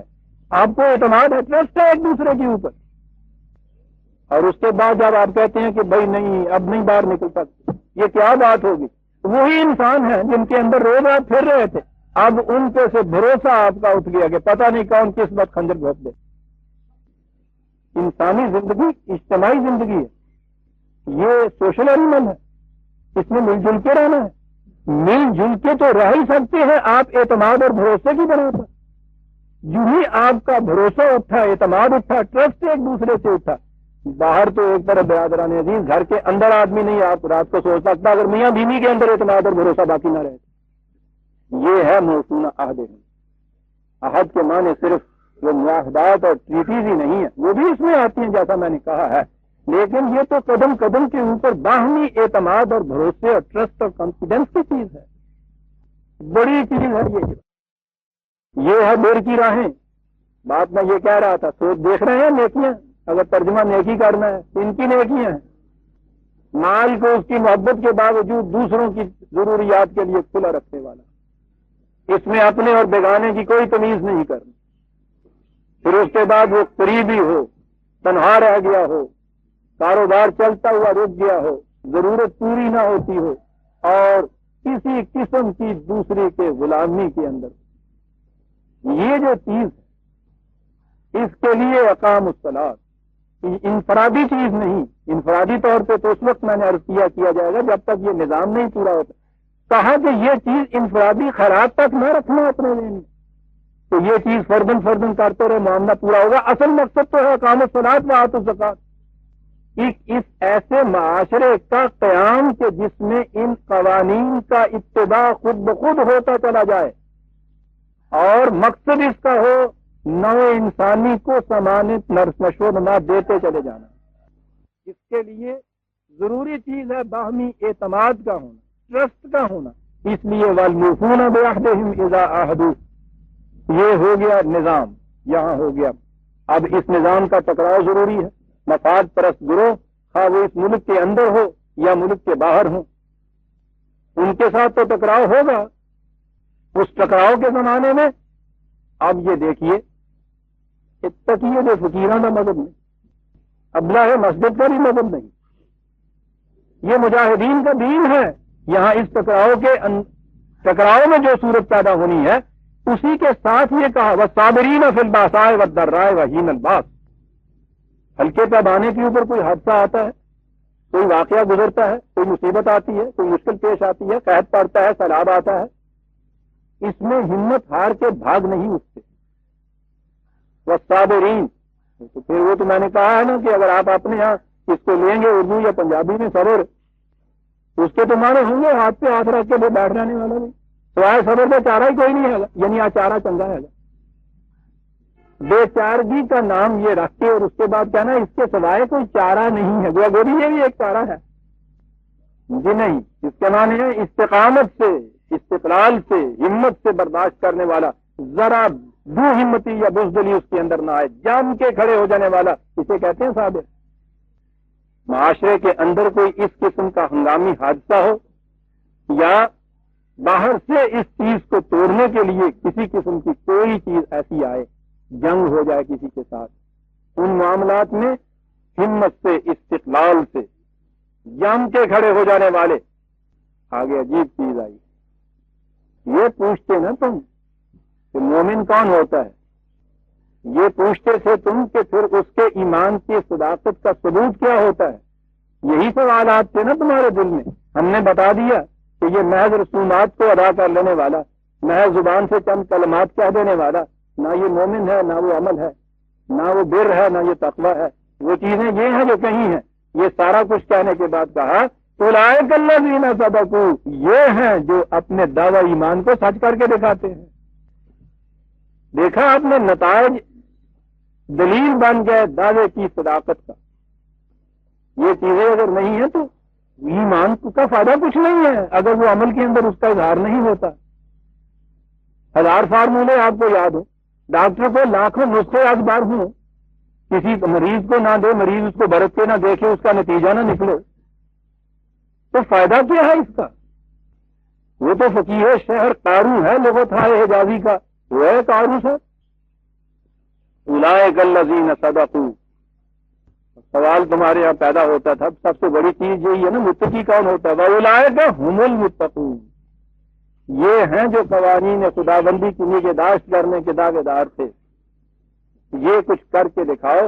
اب یہ چیز آئی، لَيْسَ الْبِرَّ أَن تَوَلُّوا وُجُوهَكُمْ قِبَلَ الْمَشْرِقِ وَالْمَغْرِبِ، یوں ہی اپنے آپ کو دھوکہ دے کے نہ بیٹھ جاؤ کہ ہم نے ان تمام جزیات اور رسومات کی ایک ایک تفصیل کو ٹھیک ٹھیک اندازے اور قاعدے کے مطابق ہم نے یہ درست کر دیا، اور اس کے بعد اسے کہا گیا کہ ہاں جناب تمہاری نماز ہو گئی، اوے تیری نماز نہیں ہوئی ہے، وہاں سے للکار آتی ہے سر۔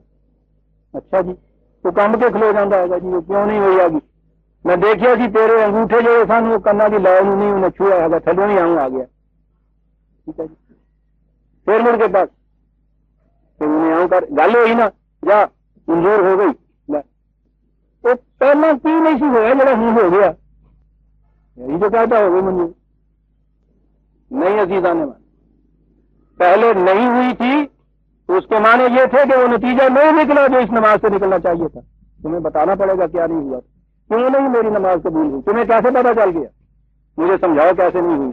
اب جو تم نے کہا یہ کرو، تو اب اس کے بعد بتاؤ کہ یہ کیسے ہو گئی ہے، تمہارے بارے ثبوت تمہارے ذمہ ہے۔ وَقَطَعَ أُولَئِكَ الَّذِينَ صَدَقُوا، یہ ہیں جنہوں نے اس دعوے کے ثبوت میں کی صداقت میں ثبوت میں ہم پہنچا دیا ہے کہ ہو گئی نماز قبول۔ یہ ہے عزیزان من، نظر کی دنیا میں انسان خود فریبی میں مبتلا رہتا ہے، چند الفاظ دہرائے، چند حرکات و سکنات جو ہیں ان کو بجا لایا، مطمئن ہو گیا کہ جو میرے ذمہ جو کچھ تھا وہ ہو گیا، بس اس کے لیے کوئی ٹیسٹ نہیں، کوئی کسوٹی نہیں، اس کے پاس کوئی میزان نہیں۔ دین میں ہر عمل کی میزان ہے، تلتا ہے، ہر آن اس کے نتائج مرتب ہو کے سامنے آتے چلے جاتے ہیں۔ جب نتیجہ مرتب نہیں ہوتا تو کھڑے ہو کے سوچنا پڑتا ہے اس ڈاکٹر کو کہ یہ دوائیاں جو میں نے دی تھی اس سے بخار نہیں اترا، کم نہیں ہوا، یا تشخیص میں غلطی ہے، یا نسخے میں غلطی ہے، یا دوائی صحیح نہیں پہنچی، یقینی بات ہے۔ اور اگر وہ ڈاکٹر صاحب وہ ہوں تو نمبر ہی اتارے پھرتے ہوں آگے، 1 گھنٹہ 300 مریض، پرچی ایتھے گل کمپاؤنڈر نال کردا پیا، قلم رجسٹر سے لگتی پی ہے، وہ کہتا جی کچھ نہیں ہوا، ہو جائے گا، چل بھائی وہ جی ایویں پیڑ ہوں گی ہٹ جائے گی، نہیں عزیزان من، اسے تو کھڑے ہو کے سوچنا پڑے گا کہاں نقص رہ گیا، اس لیے کہ اس کے اس دعوے کی جو دلیل تھی کہ اس نسخے سے اسے آرام ہو جائے گا، اس کی صداقت کی دلیل یہ تھا کہ اسے آرام ہو۔ دین اس طرح سے اپنے دعاوی کی صداقت کے ثبوت مہیا کرتا ہے، اولئک هم المتقون۔ اور یہ چیز تو تھی جو کہی بیرونی خطرات کے مقابلے میں اس قدر مدافعت۔ اب اس کے بعد یہ جو اندرونی آپ کے یہاں کا دائرہ ہے، اس میں اس کے بعد وہ آیا، سب سے پہلی چیز جس کے لیے قرآن اہمیت دیتا ہے انسان کی جان کی قیمت، انسانی زندگی اس کے نزدیک بڑی گراں بہا متاع، انسانی زندگی بڑی گراں بہا متاع ہے۔ قرآن اس کو بڑی اہمیت اٹیچ کرتا ہے۔ یہ کیوں اتنی اہمیت اسے دیتا ہے؟ اس لیے اہمیت دیتا ہے کہ مقصد ہے اس کا انسانی ذات یا اس کے نفس یا اس کی خودی یا اس کی پرسنالٹی کی ڈیولپمنٹ، اور زندگی کی اس سطح پہ جہاں تک یہ ایولیوشن سے پہنچی ہے، انسانی ذات کی نشو و نما اس کے جسم کے اندر رہتے ہوئے ہو سکتی ہے۔ یہ ذریعہ ہے اس کی نشو و نما کا۔ تو قرآن اس ذریعے کو اتنی اہمیت دیتا ہے، اور یہی وجہ ہے جب یہ بات سمجھ میں آ گئی کہ یہ ذریعہ ہے، تو ذریعہ تو بڑا اہم ہوتا ہے نا۔ سفر پہ جانے والے کے لیے اس کا گھوڑا، سپاہی کے لیے اس کی بندوق، بڑی اہم چیزیں ہیں۔ یہ جسم انسانی ذات کی نشو و نما کے لیے ضروری ہے، لیکن قرآن پھر اس کو مقصود بھی ذات نہیں کہتا، اس کو ذریعہ کہتا ہے۔ جب کبھی اس مقصد میں انسانی ذات کی نشو و نما میں اور اس میں ٹکراؤ پیدا ہو جائے اور یہ اس نشو و نما کے راستے میں سد راہ بن کے کھڑی ہو جائے، اس وقت وہ کہتا ہے کہ جان کا دے دینا جو ہے یہ ہے نیکی کی راہ، ہے کبھی جان اور کبھی تسلیم جہاں ہے زندگی۔ ریزرویشن آف سیلف نہایت ضروری ہے، کاہے کے لیے؟ ذات کی نشو و نما کے لیے۔ اور اگر یہی اس کے راستے میں آ کے کھڑا ہو جاتا ہے تو وہاں وہ کہتا ہے کہ پھر اب اس کا دے دینا جو ہے یہ ضروری ہو گیا۔ انسانی جان کی، انسانی زندگی کی بڑی اہمیت ہے، بات میں یہ کہہ رہا تھا، اور وہ اہمیت اتنی ہے 5/32، 5/32، بڑی اہمیت، اتنی اہمیت۔ من قتل نفسا بغیر نفس او فساد فی الارض فکأنما قتل الناس جمیعا۔ یاد رکھو، جس نے کسی ایک کی زندگی ناحق لے لی، وجوز اس کے کہ وہ میں آگے بتاؤں گا حق کے اوپر، یعنی عدل و انصاف کا تقاضا یہاں ہو، جس نے کسی ایک جان کو تلف کر دیا ناحق، کہا یوں سمجھو گویا اس نے پوری نو انسانی کو ہلاک کر دیا۔ اہمیت آپ دیکھتے ہیں، ومن احیاہ فکأنما احیا الناس جمیعا، جس نے کسی ایک جان کو بچا لیا، یوں سمجھو جیسے اس نے پوری انسانیت کو بچا لیا۔ آپ دیکھتے ہیں کہ کتنی اہمیت قرآن نے دی ہے اس کو۔ اسی کے پیش نظر اس نے کہا کہ یا ایھا الذین آمنوا کتب علیکم القصاص فی القتل، معاشرے میں امن برقرار رکھنے کے لیے جان کی حفاظت نہایت ضروری ہے۔ جان کی حفاظت، ٹھیک ہے، میرا فریضہ ہے میں اپنی جان کی حفاظت کروں، آپ کا فریضہ ہے آپ اپنی جان کی حفاظت کریں، لیکن اجتماعی زندگی کے اندر ایک فرد تو پورا انتظام اہتمام نہیں کر سکتا اپنی حفاظت کا، یہ تو پورے معاشرے کا کام ہوتا ہے۔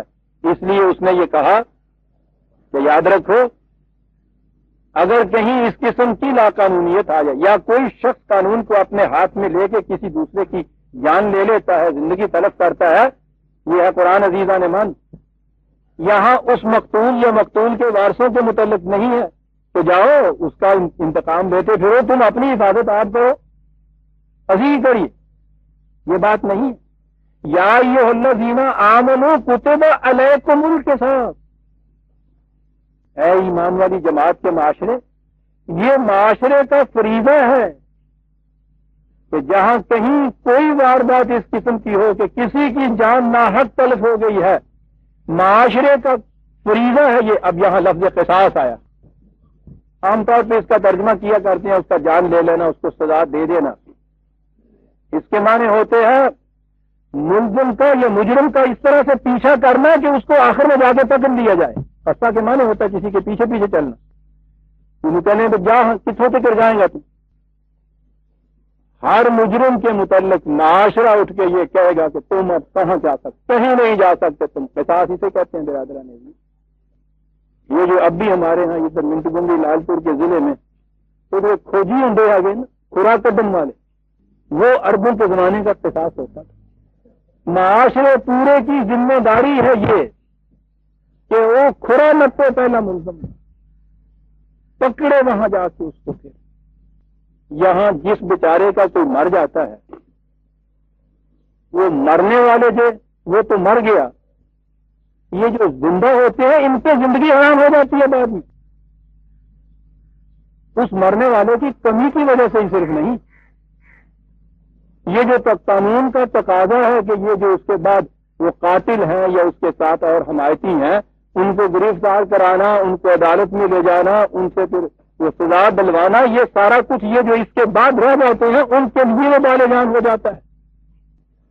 اور یہ تو پتہ ہے ان عدل لینے والوں کو کہ وہ بال جان کتنا پھر یہ ہوتا ہے۔ مراسی میں گھر چوری ہو گئی، پولیس آ جاتی، انہیں کیا لکھاوا کی گیا تیرا؟ انہیں کیا جی ایک میرا جلا گیا، لکھ لیا انہیں، تو جی ایک کے تھے ایک دیکھ جی پہ اسی بھی لے گیا کوئی، وہ بھی لکھ لیا انہیں، ایک کہتے چھوٹا جا سلوک کا جی سی وہ بھی لے لیا لکھ لیا، کہنے لگا جی اور لکھو، ایک میری پرات گئی، کہنے لگے پرات تو سامنے پہ ہوئی ہے، کہنے لگا جی وہ پہلے گئی ہیں سر ہوں چلی جانی ہے، ایک بار سے فرد لکھ ہی لاؤ تھی جہاں مار جانا وہ جی پرات رہ جاتی ہے نا وہ پھر کے ساتھ ہی تر جاتی ہے، وہ پرات لبن جانی ہوئی ہے ملزم۔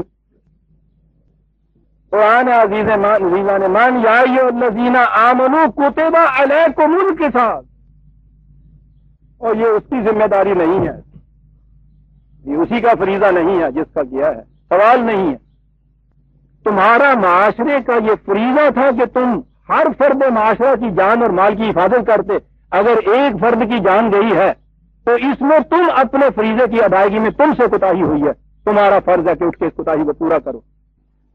یہ جس کا یہ جاتا ہے اس کے لیے تو 17/33 صاحب قرآن کے قوانین جو ہیں ان کی فہرست بنائی، فہرست کا سوال نہیں ہے برادران عزیز، اصول ایسے دیتا ہے، میں کہتا ہوں یہ اتنا سا اصول جو ہے کتب علیکم القصاص، آپ دیکھتے ہیں اس کے نیچے جو آپ کے یہاں پھر قانون کا ضابطہ بنے گا وہ بنے گا کیا؟ مقتول یا اس کے وارثوں کو مظلوم کو تو یہ کہا ہی نہ، مظلوم کے متعلق کیا کہا ہے 17/33 وَلَا تَقْتُلُوا النَّفْسَ الَّتِي حَرَّمَ اللَّهُ إِلَّا بِالْحَقِّ، انسانی زندگی کے جسے خدا نے واجب الاحترام قرار دیا ہے اسے کہیں ضائع نہ کرو، بجوز اس کے کہ اسی کے قانون کا تقاضا ہو کہ ایسا کیا جائے۔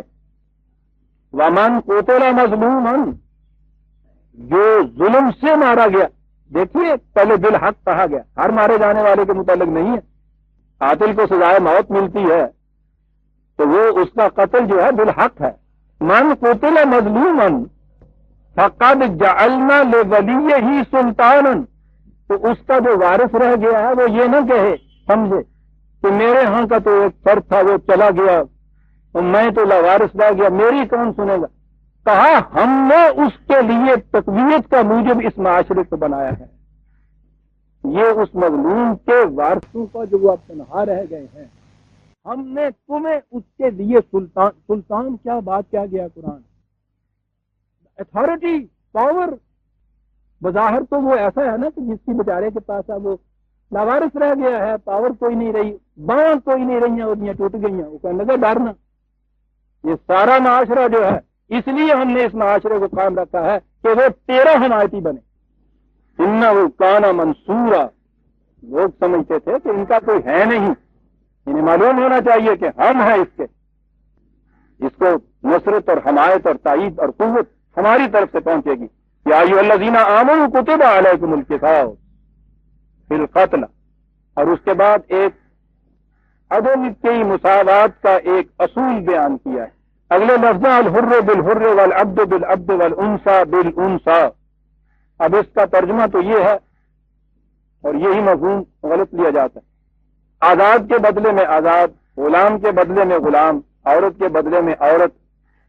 اب اتنا سا ہی ترجمہ اگر دے دیا جائے تو اس کے معنی یہ ہو گئے کہ اگر کسی غلام نے کسی آزاد کو مار دیا ہے تو یہاں الحر بالحر، آزاد کو اگر مارا گیا ہے تو کسی آزاد کو مارنا ہوگا، تو وہ غلام نہیں چھاڑ دے تو کوئی آزاد لگے، وہ آزاد لگے، غلام ہے کیا الحر بالحر، کسی غلام کو کسی آزاد نے مار دیا ہے تو وہ جو آزاد مجرم ہے اسے آپ کچھ نہیں کہہ سکتے، کوئی غلام تلاش کرو، العبد بالعبد. اور اگر کسی مرد نے کسی عورت کو مار دیا ہے، مردی تو بھائی لگ ہی نہیں سکتا ہے، لال اون سے بولوں عورت مرد کو نکاح دینا ہے تو میں تو کوئی نہیں کیتا، خدا نے کیا ہے لال ان سے بولوں. مقتول جو عورت ہوئی، عزیزان من آپ دیکھتے ہیں کہ یوں ترجمہ کرنے سے بات کہاں پہنچ. وہ تو اتنا عظیم اصول اس نے یہ دیا ہے، یہ مساوات کا اصول جو ہے کہ اس میں کسی قسم کی روح رعایت کا سوال نہیں ہے.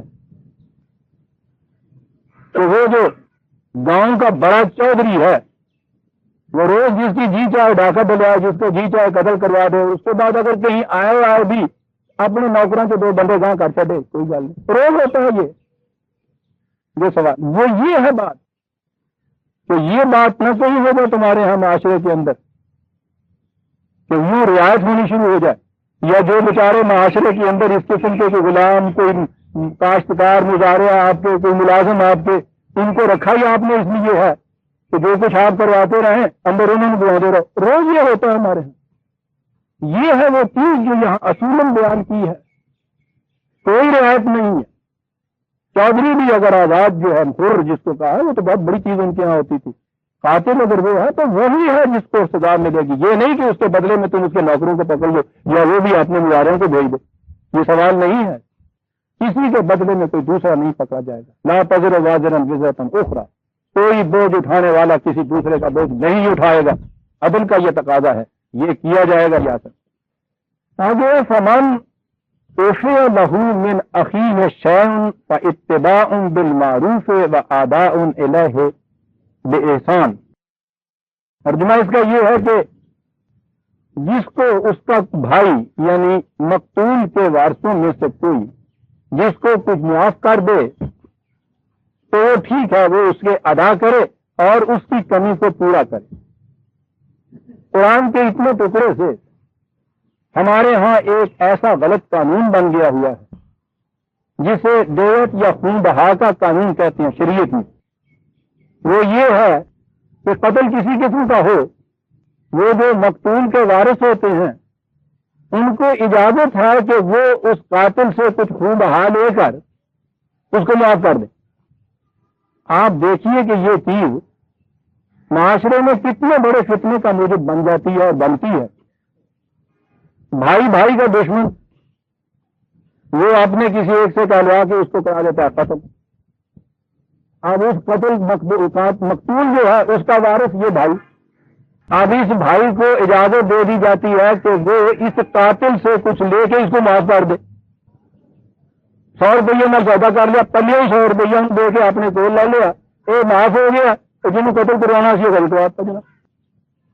آپ دیکھیے یہ چیز، مقبول کے وارث کو یہ حق ہے کہ وہ قاتل کے ساتھ براہ راست معاملہ کر کے اور اس سے کوئی پیسے لے لے اور یہ معاملہ ختم ہو گیا. آپ دیکھیے کہ پھر ہوگا کیا، کتنی بڑی انارکی قتل کے معاملے میں پھنس جائے گی. خدا کا قانون یہ ہو سکتا ہے. دیکھیے قرآن کہاں کہتا ہے یہ بات.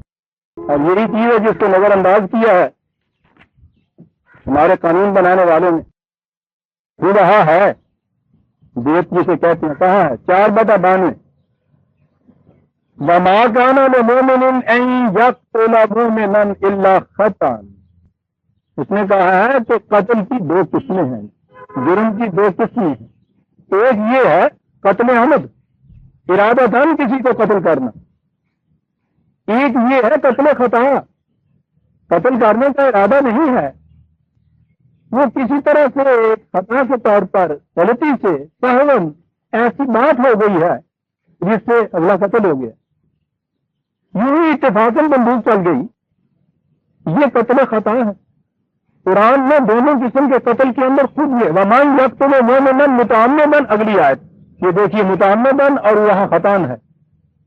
یہ جو خون بہا ہے، دیت ہے جس میں اس کو اجازت دی جاتی ہے وارث کو، وہ اس میں ہے فتحریر رقبۃ مؤمنۃ ودیۃ مسلمۃ الی اہلہ، کہ وہ ایک تو کسی غلام کو آزاد کرے اور یہ جو اس کے وارث ہیں ان کو خون بہا دے. یہ صرف قتل خطا میں ہے اجازت. اور یہی چیز ہے جہاں جس کو کہا قرآن نے ذالک تخفیف من ربکم ورحمہ. ٹھیک ہے قتل تو ہے یہ، لیکن جب یہ خطا کی چیز ہے، دانستہ نہیں، بالارادہ نہیں، تو اس کی سزا کے اندر بھی عدل کا تقاضا ہے کہ تخفیف کی جائے.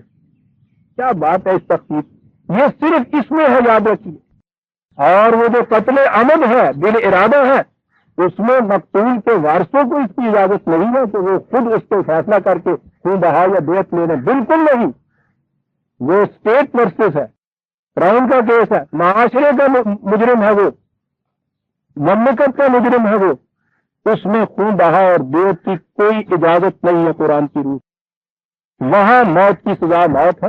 یہ اور بات ہے کہ کچھ ایکسٹینویٹنگ سرکمسٹانسز ہوں، یعنی اس قسم کے کچھ حالات ہیں جس میں سزا میں کمی کی جا سکتی. یہ تو عدالت کی صلاحیت کے اوپر ہے. مقتول کے وارثوں کو اس کے اندر یہ حق نہیں ہے کہ وہ جی چاہے تو اس کو معاف کر دے اور پیسے لے لینے کے. اس میں جس قدر فساد کا امکان ہو سکتا ہے وہ روز ہمارے سامنے اس قسم کے قتل ہوتے ہیں. اس ایک غلط قانون میں کہ ہر قسم کے قتل میں اجازت دے دی جاتی ہے کہ مقتول کے وارث قاتل سے سودا کر کے خون بہا لے لیں.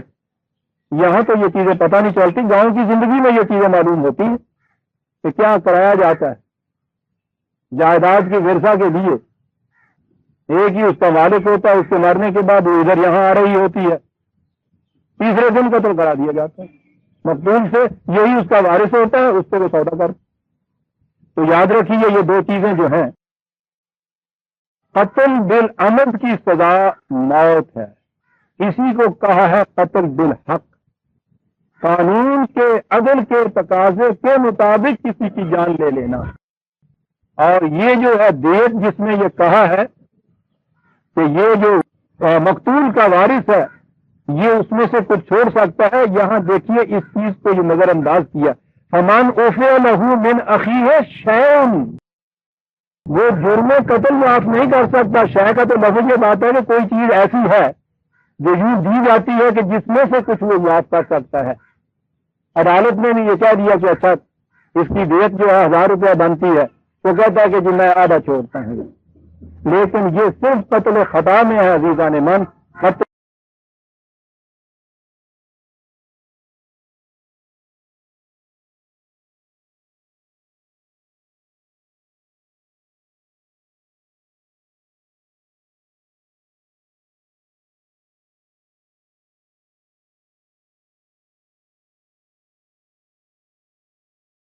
قتل عمد کے اندر مقتول کے وارثوں کو کوئی اجازت نہیں. وہ معاشرے کا جرم ہے، معاشرے کا وہ ملزم ہے، معاشرہ اس کی سزا دیتا ہے، کیونکہ معاشرہ پہ فرض قرار دے دیا گیا ہے قصاص. سورہ بقرہ کی آیت 178 تک آئے. 2 منٹ میں اگلی بھی بات کر دوں، بات ختم ہو جائے. وَلَكُمْ فِي الْقِصَاصِ حَيَاةٌ يَا أُولِي الْأَلْبَابِ. بات تو یہ تھی، یاد رکھو قتل کے جرم میں اس طرح سے قتل عمد میں یا قتل خطا میں ملزم کو جو مجرم قرار پا جائے اس کو جرم کی سزا دینا، اے صاحبان عقل و بصیرت، یہ تمہارے لیے زندگی کا سامان ہے. جس معاشرے میں فی الواقع مجرم کو سزا مل جاتی ہے، زندہ رہنے والے جو ہیں ان کو زندگی مل جاتی ہے. کیا الفاظ ہیں قرآن کے. جسے تم یوں کہتے ہو کہ صاحب ایک کی جان لے لی، ایک فرد کی تو جان لی، پورے معاشرے کو اس جان لینے میں زندگی عطا کر دی. وَلَكُمْ فِي الْقِصَاصِ حَيَاةٌ يَا أُولِي الْأَلْبَابِ لَعَلَّكُمْ تَتَّقُونَ. تاکہ تم اس کے بعد نگہداشت کرو قوانین کی. یوں حیات ملتی ہے قصاص کے اندر. 179 کے اوپر ہم آگے برادران عزیز. اگلی آیت میں یہ آئے گا حفاظت مال کیا چیز ہوتی ہے.